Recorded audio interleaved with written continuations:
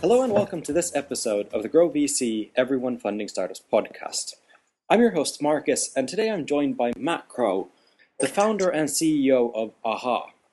And AHA has created an ecosystem around ideas and ideation, which Matt will elaborate on in a second.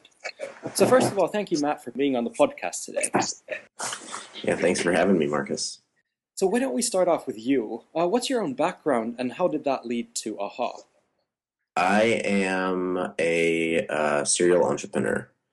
I started my first company in high school that I sold at a young age and built multiple companies after that.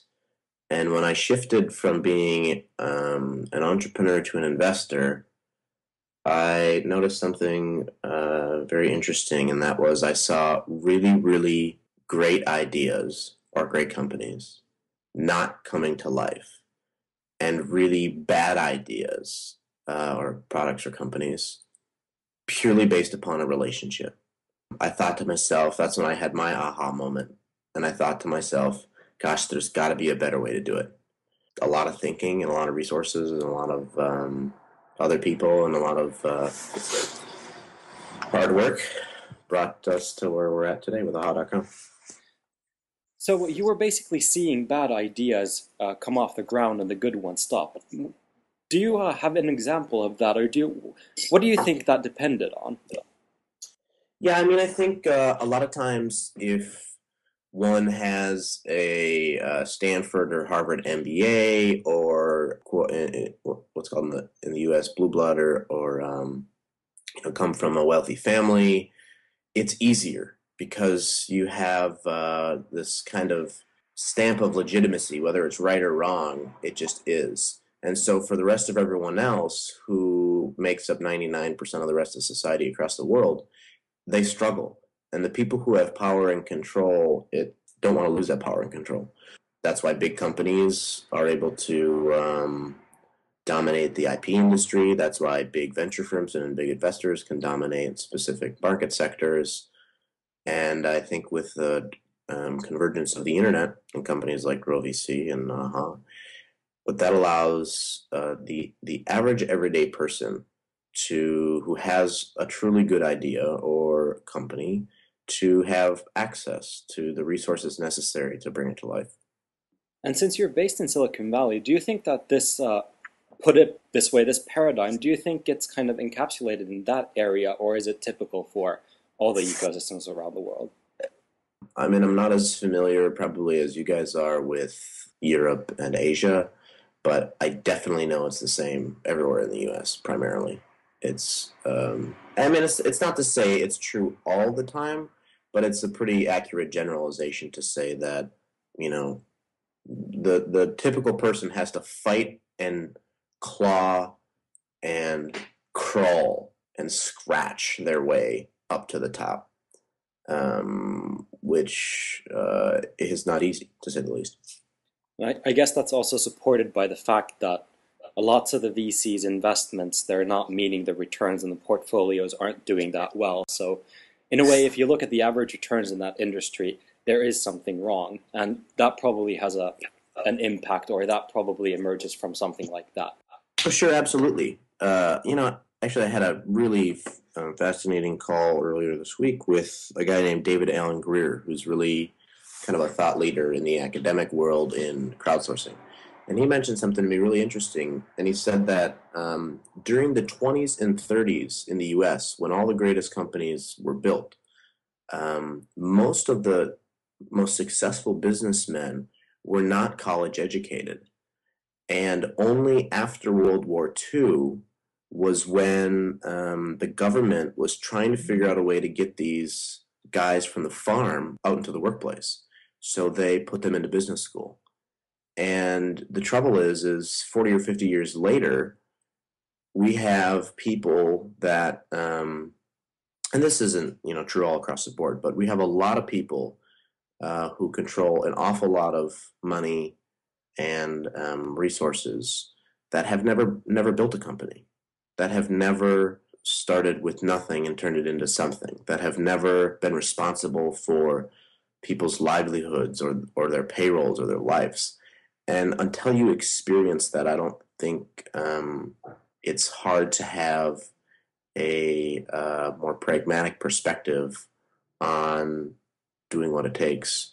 And you'll see, like you said, in the venture community especially, you know, these guys passed on a lot of really, really, really, really great deals, you know, based upon a gut decision. And who's to say that their gut decision is any better than yours or mine? And if you were to ask me that question, I would say they're not at all.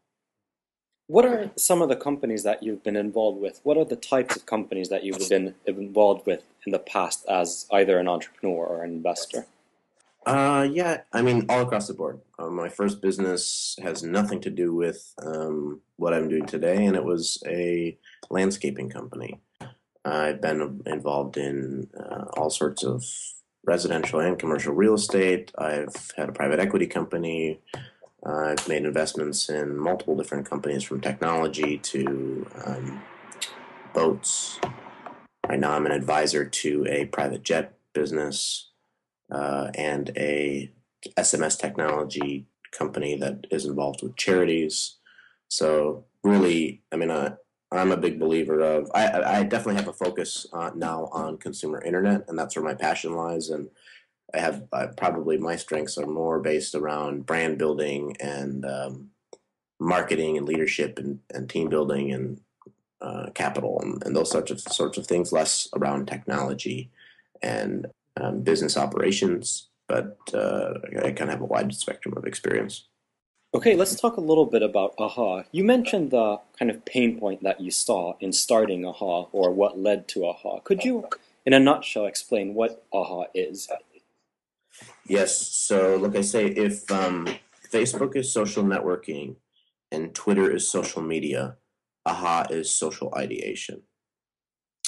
And the next obvious question is, well, what the hell is social ideation, right? And so I say to people, it's real simple. All you have to do is go to our site and submit your idea and hit claim. From that point, the crowd starts voting, commenting, and collaborating around your idea or ideas. The best ideas bubble up. The best ideas we start to see, and the crowd starts to see. And from that point, we select those best ideas and bring them out into the market and bring them to life at essentially no risk or exposure to you. So what that would mean for a user is, if they have an idea for a product or a company or whatever, you know, the thing is most people don't have the time or the money or the resources, or they're afraid somebody's going to steal it, or even sometimes they're afraid of success or potentially failure as well. And so we basically take all of that out of the equation and give access to anybody and everybody with any kind of idea to potentially bring it to life. Okay, you mentioned that, but there are definitely, I mean, we've encountered many times people that are really, truly afraid of their ideas being stolen. So have you noticed any resistance toward sharing ideas? Oh, absolutely, yeah. I mean, I tell people nothing AHA is doing is anything different than what happens each and every day in the world today. I mean, the fact of the matter is a lot of people are really afraid of sharing their ideas, and that's fine.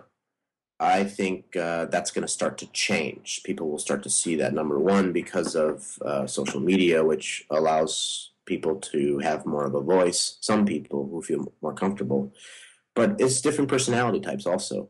So we know that. I mean, we know that the number one concern of people, not all people, but a lot of people with their ideas is, well, how do I know that somebody's not going to steal my idea?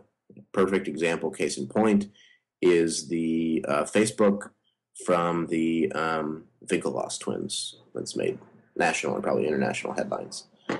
So what we've done to address that is we've created a partnership with a company called Create a Barcode, which does not replace the patent system whatsoever, but it's a step in front